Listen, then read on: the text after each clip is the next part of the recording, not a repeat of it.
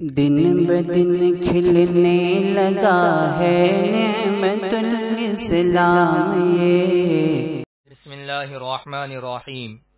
صرف 5 منٹ کا مدرسہ قرآن و حدیث کی روشنی میں 98واں دن 8 ربیع الثانی۔ نمبر 1، اسلامی تاریخ۔ رسول اللہ صلی اللہ علیہ وسلم کی چچا ابو طالب سے گفتگو۔ جب رسول اللہ صلی اللہ علیہ وسلم لوگوں کی ناراضگی کی پرواہ کیے بغیر برابر بت پرستی سے روکتے رہے اور لوگوں کو سچے دین کی دعوت دیتے رہے، تو قریش کے سرداروں نے آپ صلی اللہ علیہ وسلم کے چچا ابو طالب سے شکایت کی کہ تمہارا بھتیجا ہمارے معبودوں کو برا بھلا کہتا ہے، ہمارے باپ داداؤں کو گمراہ کہتا ہے، جسے ہم برداشت نہیں کر سکتے۔ اس لیے یا تو آپ ان کی حمایت بند کر دیں یا پھر آپ بھی ان کی طرف سے فیصلہ کن جنگ کے لیے میدان میں آ جائیں۔ یہ سن کر ابو طالب گھبرا گئے اور حضور صلی اللہ علیہ وسلم کو بلا کر کہا، مجھ پر اتنا بوجھ نہ ڈالو کہ میں نہ اٹھا سکوں۔ چچا کی زبان سے یہ بات سن کر آپ صلی اللہ علیہ وسلم کی آنکھوں میں آنسو بھر آئے اور آپ صلی اللہ علیہ وسلم نے فرمایا، چچا جان، اللہ کی قسم، اگر یہ لوگ میرے ایک ہاتھ میں سورج اور دوسرے ہاتھ میں چاند لا کر رکھ دیں تب بھی میں اپنے اس کام سے باز نہ آؤں گا۔ یا تو اللہ کا دین زندہ ہوگا یا میں اس راستے میں ہلاک ہو جاؤں گا۔ حضور صلی اللہ علیہ وسلم کی اس گفتگو کا ابو طالب پر بڑا اثر ہوا، چنانچہ انہوں نے کہا، جس طرح چاہو تبلیغ کرو، میں تمہیں کسی کے حوالے نہیں کروں گا۔ ابو طالب کا یہ جواب سن کر کفار مکہ مایوس ہو کر چلے گئے۔ نمبر 2، حضور صلی اللہ علیہ وسلم کا معجزہ۔ حضرت سعد رضی اللہ عنہ کے حق میں دعا۔ آپ صلی اللہ علیہ وسلم نے حضرت سعد رضی اللہ عنہ کے حق میں دعا فرمائی، اے اللہ، سعد کی دعائیں قبول فرما۔ اس کا اثر یہ ہوا کہ حضرت سعد رضی اللہ عنہ جو دعا مانگتے تھے وہ قبول ہو جاتی تھی۔ نمبر 3، ایک فرض کے بارے میں، نماز چھوڑنے پر وعید۔ رسول اللہ صلی اللہ علیہ وسلم نے فرمایا، نماز کا چھوڑنا مسلمان کو کفر و شرک تک پہنچانے والا ہے۔ نمبر 4، ایک سنت کے بارے میں، نفع نہ پہنچانے والی نماز سے پناہ مانگنا۔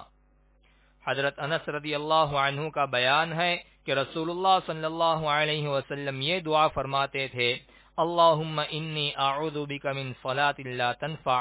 ترجمہ، اے اللہ، میں تیری پناہ چاہتا ہوں اس نماز سے جو نفع نہ پہنچاتی ہو۔ نمبر 5، ایک اہم عمل کی فضیلت، زبان اور شرمگاہ کی حفاظت کرنا۔ رسول اللہ صلی اللہ علیہ وسلم نے فرمایا، جو شخص مجھے اپنی زبان اور شرمگاہ کی حفاظت کی ضمانت دے دے، میں اس کے لیے جنت کی ضمانت لیتا ہوں۔ نمبر 6، ایک گناہ کے بارے میں، برائی سے نہ روکنے کا وبال۔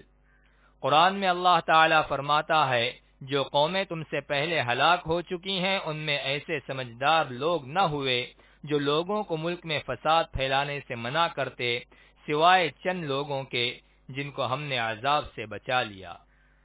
خلاصہ، مطلب یہ ہے کہ ہر ایک کے لیے بھلائی کا حکم اور برائی سے روکنا ضروری ہے، ورنہ عذاب میں مبتلا کر دیا جائے گا۔ نمبر 7، دنیا کے بارے میں، رزق دینے والا اللہ ہے۔ قرآن میں اللہ تعالیٰ فرماتا ہے، زمین پر چلنے پھرنے والا کوئی بھی جاندار ایسا نہیں کہ جس کی روزی اللہ کے ذمے نہ ہو۔ نمبر 8، آخرت کے بارے میں، جہنمی ہتھوڑے۔ رسول اللہ صلی اللہ علیہ وسلم نے فرمایا، اگر جہنم کے لوہے کے ہتھوڑے سے پہاڑ کو مارا جائے تو وہ ریزہ ریزہ ہو جائے گا، پھر وہ پہاڑ دوبارہ اپنی اصلی حالت پر لوٹ آئے گا۔ نمبر 9، طب نبوی سے علاج، زخم وغیرہ کا علاج۔ حضرت عائشہ رضی اللہ عنہا فرماتی ہیں، اگر کسی کو کوئی زخم ہو جاتا یا دانہ نکل آتا تو آپ صلی اللہ علیہ وسلم اپنی شہادت کی انگلی کو تھوک کے ساتھ مٹی میں رکھ کر یہ دعا پڑھتے، بسم اللہ تربت ارضنا بریقت بعضنا یشفى به سقیمنا باذن ربنا۔ ترجمہ، اللہ کے نام سے ہماری زبان کی مٹی ہم میں سے کسی کے تھوک کے ساتھ ملی ہوئی لگاتا ہوں تاکہ ہمارے رب کے حکم سے ہمارا مریض اچھا ہو جائے۔